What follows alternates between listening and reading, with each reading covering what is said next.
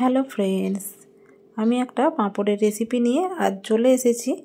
তবে এই পাঁপড়ের রেসিপিটা রাজস্থানের ফেমাস একটা পাঁপড়ের রেসিপি। দুর্দান্ত স্বাদের এই রেসিপিটা একদম অল্প উপকরণ অল্প সময়ের মধ্যে বানিয়ে নেওয়া যায়। দুপুরের ডাল ভাতের সঙ্গে এই পাঁপড়ের রেসিপিটা হলে জাস্ট অসাধারণ। দেখে নাও বন্ধুরা রেসিপিটা। এখানে প্লেন পাঁপড়, মশলাযুক্ত পাঁপড় না, প্লেন পাঁপড় আমি 4 পিস নিয়েছি। গ্যাসের ফ্লেমটাকে আমি হাই হিটে রেখেছি, একটা লোহার এরকম চাটু বসিয়ে দিয়েছি। দিয়ে আর পাঁপড়গুলোকে সবগুলো একসঙ্গে দিলে হবে না, একটা একটা করে পাঁপড় দিলাম আমি। আর এইরকম একটা সুতির কাপড়ে চাপ দিতে হবে। দিলে কি হবে, পাঁপড়টা খুব সুন্দর হালকা পোড়া পোড়া ভাব আসবে আর সেঁকা হয়ে যাবে খুব ভালোভাবে। পাঁপড়গুলোকে আমি পর পর এইভাবে সেঁকে নেব, উল্টে পাল্টে তবে সেঁকে নিতে হবে।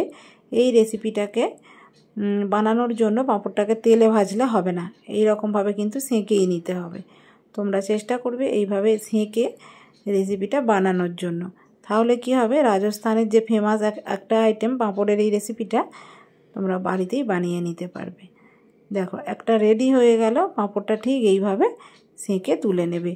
এইভাবে আমি পরপর আবারও পাঁপড়গুলো একটা একটা করে দিয়ে সুতির কাপড়ে করে চাপ দিয়ে সেঁকে নিতে হবে। তবে যখন এই পাঁপড় সেঁকার কাজটা করবে তখন গ্যাসের ফ্লেমটাকে একদম হাইতে রাখতে হবে।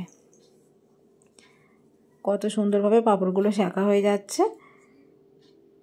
দেখতেই পাচ্ছ বন্ধুরা। এইভাবে আমি সব কটা পাঁপড় সেঁকে নিয়েছি। এটাকে ঠান্ডা করলে হবে না, যখন বেশ সেঁকার পরে গরম গরম মুচমুচে ভাবটা থাকবে তখন হাতে করে কিন্তু একটু ভেঙে নিতে হবে। একদম ছোট ছোট টুকরো করব না, একটু বড় বড় আকারের আমি টুকরো করে নিচ্ছি পাঁপড়গুলোকে। তোমরা দেখতেই পাচ্ছ ঠিক এইরকম একটু মিডিয়াম সাইজ করে পাঁপড়গুলোকে আমি ভেঙে নেব। আর এই রেসিপিটা বানানোর জন্য দেখো আমি টক দই নিয়েছি 4 চামচে 3 চামচ পরিমাণ। এখানে মশলার মধ্যে আমি দেব কাশ্মীরি রেড চিলি, দিলাম 4 চামচের হাফ চামচের মতো। আর দেব দেখো হলুদের গুঁড়োটা 4 চামচের 4 ভাগের 1 ভাগ দেব, অল্প পরিমাণ হলুদের গুঁড়োটা আমি দিলাম। ধনের গুঁড়ো দিলাম 4 চামচের হাফ চামচ পরিমাণ। আর দিলাম গরম মশলার গুঁড়ো 4 চামচের 4 ভাগের 1 ভাগের থেকেও একটু কম। সমস্ত শুকনো উপকরণগুলো দইয়ের মধ্যে ভালো করে একসঙ্গে আমি মিক্সড করে রেখে দেব। এইভাবে মশলাটা আমি দইয়ের সঙ্গে মিক্সড করে রেখে দিচ্ছি। আর সেঁকে নেওয়া পাঁপড়গুলো তো আগেই আমি রেডি করে নিয়েছিলাম, এখন রেসিপিটা বানিয়ে নেব। দেখো তার জন্য আগেই আমি কাসুরি মেথি একদম অল্প পরিমাণ একটু ড্রাই রোস্ট করে রেখে দিলাম। এটা আমি রেসিপির মধ্যে পরে ব্যবহার করব। এটাকে হাতে করে একটু গুঁড়িয়ে রেখে দেবো, গরম একটু থাকতে এটাকে একটু হাতে করে গুঁড়িয়ে রাখলেই ঠিকঠাক মতো গুঁড়োটা হয়ে যাবে। রেসিপিটা বানাবো আমি সরষের তেলে, তোমরা চাইলে সাদা তেলে বানাতে পারো, তবে সরষের তেলে বানালেই একটু ভালো টেস্টটা হবে। তোমরা সরষের তেলেই বানাবে। তেলটা গরম হয়ে গেছে, ফোড়ন দিয়ে দিয়েছি তেজপাতা, শুকনো লঙ্কা এবং গোটা জিরে। এই রেসিপিতে আমি দেখো ব্যবহার করব কুচিয়ে নেওয়া পেঁয়াজ, আদা, গ্রেট করা আদা, আর 4 থেকে 5 কোয়া রসুন, সমস্ত কিছু দিয়ে দিয়েছি। আমার এটা একটু স্কিপ হয়ে গেছে, তোমাদের আমি বলে দিচ্ছি। পেঁয়াজ কুচিটা দেওয়ার পরে রসুন কুচিটা দিয়েছি। আর পেঁয়াজ রসুন কুচি হালকা করে যখন একটু ভাজা হয়ে গেছে, এরপর আমি গ্রেট করা আদাটা দিয়ে দিয়েছি। অল্প করে পরিমাণ আমি মশলা ব্যবহার করেছি। 4 থেকে 5 কোয়া রসুন, 1 ইঞ্চের মতো আমি দিয়েছি আদা, সমস্ত কিছু গ্রেট করে দিয়েছি। এই রেসিপিতে বেটে না দিয়ে গ্রেট করে দিলেই ভালো হয়।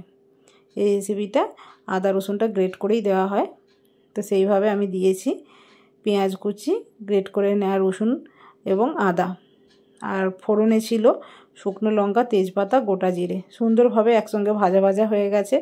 আর ঝালে আমি গুঁড়ো লঙ্কা ইউজ করিনি, আমি কাঁচা লঙ্কা ইউজ করেছি। কাঁচা পাকা লঙ্কা ছোট্ট করে কেটে রেখেছিলাম, সেটা দিয়ে দিয়েছি মশলার সঙ্গে। একসঙ্গে একটু ভাজা হচ্ছে। একসঙ্গে সমস্ত উপকরণগুলো আমি ভালো করে ভেজে নিচ্ছি। দেখো কত সুন্দরভাবে ভেজে নিতে হবে, না হলে কিন্তু রসুনের কাঁচা গন্ধটা থাকবে, ভালো লাগবে না। এখন আমার সমস্ত উপকরণ ভাজা হয়ে গেছে।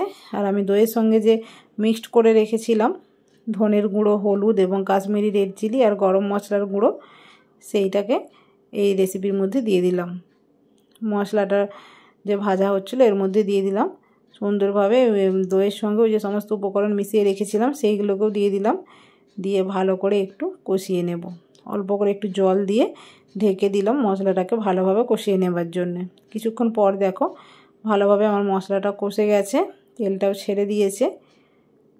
এখন আমার আর মশলা কষাতে বাকি নেই, মশলাটা সম্পূর্ণভাবে কষানো হয়ে গেছে। অল্প করে একটু চিনি দিলাম, যেহেতু দই আছে রেসিপিটার মধ্যে চিনিটা ব্যালেন্সের জন্য আমি দিয়েছি। চিনিটা তোমরা পরিমাণটা বুঝে নিয়ে কে কীরকম দেবে দিয়ে দেবে অল্প করে, দিয়ে আর পরিমাণ মতো জল দিলাম যাতে করে পাঁপড়টা একটু ভিজেও যায় এবং ঠিক 2 মিনিটের মতো ফোটালে ঠিক একটু হালকা একটু রসালো ভাব থাকে, সেই বুঝে কিন্তু জলটা দিলাম। ঝোলটা ফুটে উঠেছে, ড্রাই রোস্ট করে রেখেছিলাম কাসুরি মেথি সেটাও মিশিয়ে দিলাম।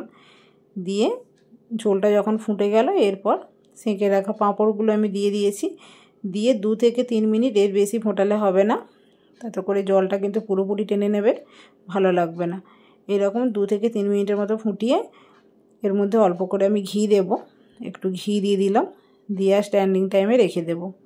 আর গরম মশলা দেব না, কারণ আমি মশলার সঙ্গে আগেই গরম মশলা ব্যবহার করেছি। কেউ যদি গরম মশলাটা আগে না ব্যবহার করো শেষের দিকে দিয়ে নিতে পারবে। গ্যাসের ফ্লেম অফ করে একটু ঢেকে দিলাম। দেখো ঢাকাটা খুলে নিলাম, আমাদের পাঁপড়ের রেসিপিটা একদম তৈরি হয়ে গেল। বন্ধুরা, এই রাজস্থানের ফেমাস পাঁপড়ের রেসিপি কেমন লাগলো কমেন্টের মাধ্যমে জানিও।